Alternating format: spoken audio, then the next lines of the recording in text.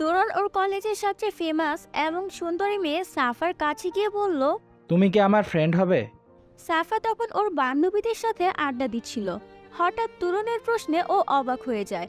এরকম সাহসী ছেলে ও খুব কম দেখেছে। সাফা বলে, ডাইরেক্ট জিজ্ঞেস করলি, ভয় করেনি? তরুণ মাথা নাড়িয়ে না বলে। সাফা আর ওর বান্ধবীরা অবাক হয়। সাফা বলে, বাহ, ভালো লাগলো ব্যাপারটা। তা হবে আমার ফ্রেন্ড? হুম, হ্যাঁ, হতে পারি। কিন্তু আমি হতে চাই না, আসি। বলেই তরুণ চলে আসে। সাফা আর ওর বান্ধবীরা পুরো থ হয়ে যায়। এটা কি হলো? সাফার বেস্ট ফ্রেন্ড লামিয়া বলে উঠল, দোস্ত, এটা কি ছিল? তরুণ তোর সাথে এমন করলো কেন?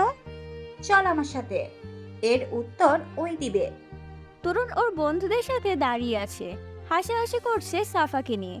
তরুণের বেস্ট ফ্রেন্ড নীল বলে, দোস্ত, তোর জন্য জানেমান আসছে দেখ। তরুণ হাসি দিয়ে পেছনে তাকিয়ে দেখে সাফা ওর বান্ধবীদের সাথে নিয়ে ওর কাছেই আসছে। সাফা তরুণের কাছে এসে বলে, এটা কি ধরনের বেয়াদবি ছিল? আমার সাথে এমন করলে কেন? ও মা, কি করেছি আমি? আর তুমি এমন কে যে তোমার সাথে আমি বেয়াদবি করতে পারবো না? তুমি কি টিচার নাকি? তাহলে আমাদের সাথে কেন? ও, ফেল করেছেন মনে হয় ম্যাম। তরুণ আর ওর বন্ধুরা হাসাহাসি করতে থাকে। এদিকে সাফা রাগে শেষ হয়ে যাচ্ছে। ও রাগীভাবে বলে, তুমি নিজ থেকে আমার ফ্রেন্ড হতে এসে আমার সাথে এরকম করার মানে কি? হ্যাঁ, ও হ্যালো, আমি জিজ্ঞেস করেছি তুমি কি আমার ফ্রেন্ড হবে। আমি জিজ্ঞেস করিনি যে আমি কি তোমার ফ্রেন্ড হতে পারি। তুমি আমার ফ্রেন্ড হতে চাইলেও আমি তোমাকে আমার ফ্রেন্ড বানাবো না। যাও যাও। সাফা স্তব্ধ হয়ে যায়। রাগে আগুন হয়ে গিয়েছে ও। ওর মুখ লাল হয়ে গিয়েছে। তখন তরুণ বলে, এই কলেজে সবাই তোমার জন্য পাগল হতে পারে, কিন্তু আমি তুরন তোমার মতো মেয়েকে পাত্তা দেই না। দেখি জায়গা দাও, বাতাস আসে না। না, এখানে থাকা যাবে না, এই চল। তরুণ হাসতে হাসতে ওর বন্ধুদের নিয়ে চলে গেল। তরুণের আরেকটা ফ্রেন্ড তানভীর বলে ওঠে, দোস্ত একটু বেশি হয়ে গেল না? আরে, ওর মধ্যে নিজেকে নিয়ে অনেক অহংকার হয়ে গিয়েছিল। ও ভাবতো ওর চেয়ে সুন্দরী আর কেউ নেই। তাই ওকে বুঝিয়ে দিলাম যে সবাই ওকে পাত্তা দিলেও আমি ওকে দিই না। বেচারি। সাফার চোখ দিয়ে টপ টপ করে পানি পড়ছে। প্রচন্ড লজ্জা আর অপমানিত হয়েছে ওর বান্ধবী আর তরুণের ফ্রেন্ডদের সামনে। সাফা সোজা ওয়াশরুমে চলে যায়। ওর বান্ধবীরা ওকে আটকাতে পারে না। পুরো একটা ক্লাস সাফাকে পাওয়া যায়নি। ছুটির সময় ও ব্যাগ নিয়ে কলেজ থেকে দ্রুত চলে যায়। কারোর সাথে কথাও বলেনি। সাফার ফ্রেন্ডরা তরুণকে ধরে। ও কলেজ থেকে বেরিয়ে হচ্ছিল। তরুণ বলে, কি হয়েছে? এভাবে টান দেওয়ার মানে কি? আজ তোমার জন্য সাফা অনেক কেঁদেছে। লাস্ট ক্লাসটাও করেনি। আমাদের সাথে কথা না বলেই ও বাসায় চলে গিয়েছে। কাজটা ভালো করনি তুমি। এর খেসারত তোমাকে দিতেই হবে। বাহ, আর তোমার ফ্রেন্ড যে কলেজের ছেলেদের রাতের ঘুম হারাম করে বেড়াচ্ছে, তার কি হবে? ও আকাশে উঠছিল, আমি ওকে মাটিতে নামিয়েছি। ওর জায়গা মাটিতে, আকাশে নয়। বলেই তরুণ কলেজ থেকে বেরিয়ে পড়ে। ওর ড্রাইভার গাড়ি নিয়ে দাঁড়িয়েছিল। ও গাড়িতে উঠে বাসায় চলে আসে, কিন্তু মাথার ভিতর সাফার কথা ঘুরতে থাকে। সাফা আর তরুণ একই ক্লাসে পড়ে। ওদের রোলও কাছাকাছি। কম্বাইন্ড ক্লাস বলে ওরা ছেলে মেয়ে একসাথে পড়ে। সাফা অসম্ভব সুন্দরী একটা মেয়ে। ওকে দেখে ওর জন্য পাগল না হয়ে পারা যায় না। সাফার চেহারার মধ্যে আলাদা একটা টান আছে। অনেক ফর্সা ও, দুধের মতো গায়ের রং, চুলগুলো আবার ব্রাউনিশ। অসম্ভব সুন্দরী লাগে ওকে। সব ছেলেরা ওর জন্য পাগল, তাই অনেক ছেলে ফ্রেন্ড আছে ওর। ক্লাসের সব ছেলেরা সবসময় সাফাকে নিয়েই থাকে। আর এই জিনিসটাই তরুণের মাইন্ডে লাগে। তরুণ দেখতে বেশ হ্যান্ডসাম একটা ছেলে। লম্বা চওড়া দেহ, মুখে চাপ দাড়ি, চুলগুলো সিল্কি মাঝারি। বেশ বড়ও না আবার অনেক ছোটও না, একদম ওর সাথে মানানো। তরুণ অন্য সব ছেলেদের মতো না, একদম আলাদা। ওর জন্য অনেক মেয়ে পাগল থাকলেও ও কাউকে পাত্তা দিত না। একটা আলাদা অ্যাটিটিউড নিয়ে থাকতো। তবে ওর ছেলে ফ্রেন্ডদের সাথে ও বেশ মিশুক ছিল। সবাইকে ও মাতিয়ে রাখে। তরুণ বেশ কিছুদিন ধরেই সাফাকে দেখছে, তাই ওকে ওর জায়গাটা বুঝিয়ে দিতেই তরুণ এমন করেছে। তরুণ বাসায় চলে আসে, সেই চার দেয়ালের মাঝে, যেখানে ও সম্পূর্ণ একা। ওকে দেখার জন্য শুধু শরীফ চাচা আছে, যিনি আবার ওর ড্রাইভার। আর আছে দুজন কাজের লোক, তারা আবার স্বামী স্ত্রী। এই মোট 4 জন ও সহ ওর বাসায় থাকে। তরুণের বাবা মা ডিভোর্স হয়ে গিয়েছে, ওর মা অন্যত্র বিয়ে করেছে, আর ওর বাবা ব্যবসা নিয়ে বিদেশে থাকে। তরুণের জন্য ঢাকার ডুপ্লিকেট বাড়ি কিনে দিয়েছে ওর বাবা, সেটাই ও থাকে। ওর বাবা বছরে একবার ওর সাথে দেখা করতে আসে। ও গোপনে জেনেছে ওর বাবা বিদেশে না গিয়ে আরেকটা বিয়ে করেছে। তরুণের যখন 10 বছর তখন ওর বাবা মার ডিভোর্স হয়েছিল। কী কারণে হয়েছে তা ও আজও জানে না। সেদিনও অনেক চেষ্টা করেছিল দুজনকে থামাতে, কিন্তু কেউ থামেনি। ওকে একদম একা করে দেয় দুজন। তরুণ খুব শক্ত মনের ছেলে। প্রথম দিকে ওর কষ্ট হতো একা থাকতে, কিন্তু আস্তে আস্তে ছেলেটা নিজেকে কঠিন করে ফেলে। বাবা মার ভালোবাসা ছাড়া বড় হওয়াটা খুব কঠিন। ও ওর বাবা মাকে ঘৃণা করে, কারণ যারা ওকে একা করতে পারে তারা সবই পারে। তরুণ হয়তো বড়লোকের বখাটে ছেলে হতে পারত, কিন্তু শরীফ চাচার জন্য তা হয়নি। লোকটা নিজের সন্তানের মতো ওকে বড় করেছে, তাই স্নেহ আর ভালোবাসার জন্যই তরুণ হয়তো বেঁচে আছে। তাহলে এতদিনে ওর অস্তিত্ব বিলীন হয়ে যেত। এটা তরুণ হাড়ে হাড়ে বুঝে। তরুণ ওর রুমে ঢোকার আগে বলে, শরীফ চাচা, আজকে রাতে খিচুড়ি খাবো, বলে দিয়েন। কেন বাবা, তোমার মন কি খারাপ? আপনি কিভাবে বুঝলেন? এত বছর ধরে তোমার সাথে, না বুঝে উপায় আছে বলো? না, আসলে তেমন কিছু না, একটু খেতে ইচ্ছা করছিল তো তাই। আচ্ছা আচ্ছা বলবো, তুমি ফ্রেশ হয়ে আসো, যাও। জি। তরুণ ওর রুমে ঢুকে দরজা লাগিয়ে দেয়, ব্যাগটা টেবিলে রেখে বিছানায় গাটা এলিয়ে দেয়। চোখ বন্ধ করে শুয়ে আছে ও। দিন দিন ও কেমন যেন হয়ে যাচ্ছে, মেজাজটা খিটখিটে, কোনো কিছুই কেন জানি ভালো লাগে না। অবশ্য এর কারণ ওর জানা, সাফার জন্যই দিন দিন ও এমন হয়ে যাচ্ছে। সেদিন প্রথম তরুণ যখন ওর ক্লাসে ঢুকে সবার মতো ওর চোখে যায় সাফার দিকে। উজ্জ্বল হাসি মাখা মুখ, যার হাসিতে আসে এক ঝলক চাঁদের আলো।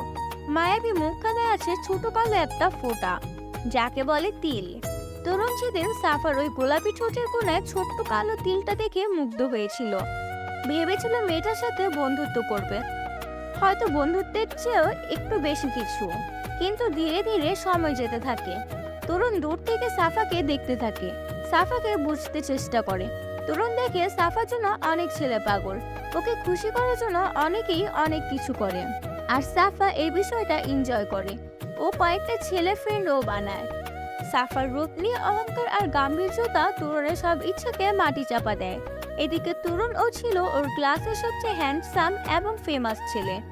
সাফার অধিকাংশ ফ্রেন্ডরা তরুণের জন্য পাগল ছিল, কিন্তু তরুণের এসব ভালো লাগে না, কারণ ওর তো একজনকেই ভালো লাগে, সে হলো সাফা। তাই ওকে যখন পায়নি তাহলে আর কেউই না। কলেজে সবাই বলে তরুণ খুব অ্যাটিটিউড নিয়ে চলে, কোনো মেয়ের সাথে বেশি মিশে না। তরুণ এতে খুশি, ওর খারাপ লাগে না। ওর খারাপ লাগে শুধু সাফার উপর। সাফার এভাবে ছেলেদের সাথে হেসে হেসে কথা বলা, রূপ নিয়ে অহংকার করা, এগুলো ওকে খুব রাগাত। ওর প্রতি অনেক ক্ষোভ সৃষ্টি করে তরুণের মাঝে। সাফা অনেক মেধাবী ছিল, ওর রেজাল্ট খুব ভালো ছিল। ওকে হারাতে তরুণ কঠিন পড়াশোনা করে এবং ও সফলও হয়। প্রথম সাময়িক পরীক্ষায় তরুণ হয় প্রথম এবং সাফা হয় দ্বিতীয়। ক্লাসে সবাই অবাক হয়ে যায়, কারণ তরুণের রেজাল্ট অত ভালো ছিল না, কিন্তু তারপরও প্রথম হওয়ার আশ্চর্যজনক ছিল। এমনকি তরুণের বন্ধুরাও অবাক, কারণ তরুণ সারাদিন ওদের সাথে আড্ডাবাজি করত, তাহলে এত ভালো রেজাল্ট কিভাবে? কিন্তু এ দেখিয়ে দিয়েছে সাফাও অবাক ছিল। এরপর তরুণ কখনো সাফাকে প্রথম হতে দেয়নি। ওরা দুজন ছিল ক্লাসের টপার। ক্লাসের সব ছেলেরা তরুণের কাছ থেকে হেল্প নিত, আর সব মেয়েরা সাফার কাছ থেকে। এভাবেই সব যাচ্ছিল, কিন্তু সাফার উপর তরুণের ক্ষোভ দিন দিন অনেক বেড়ে যাচ্ছিল, যার জন্য আজ সাফাকে এই শিক্ষা দিয়েছে। কিন্তু এখন কেন জানি ওর খুব খারাপ লাগছে।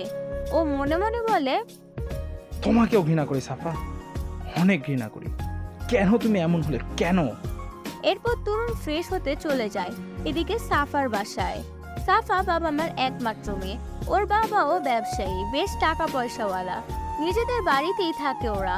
সাফা বাসায় ঢুকতেই ওর মায়ের সামনে পড়ে। ওর মা ওকে দেখে বলে, কি হয়েছে মা, তুই কাঁদছিস কেন? কেউ কিছু বলেছে?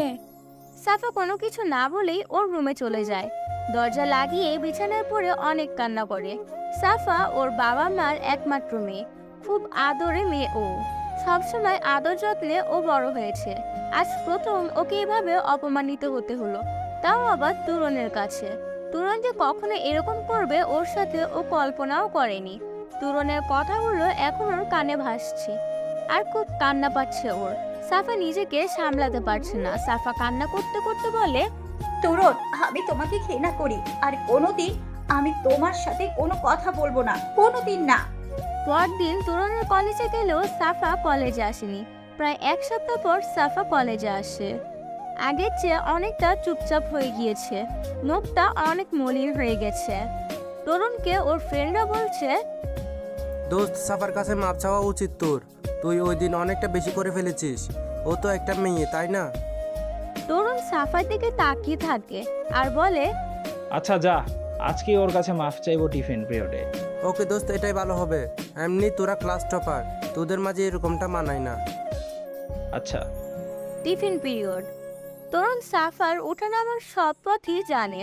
ও এরকম একটা পথে দাঁড়িয়ে আছে। সাফা নিচে ক্যান্টিন থেকে টিফিন খেয়ে একাই উপরে আসছিল। অন্য সব সময় ওর সাথে ওর ফ্রেন্ডরা থাকে, কিন্তু আজ নেই। হঠাৎ তরুণকে দেখেও সাফা না দেখার ভান করে উপরে যাচ্ছিল। তরুণ সাফাকে বলে, সাফা দাঁড়াও, যেও না, তোমার সাথে আমার কথা আছে।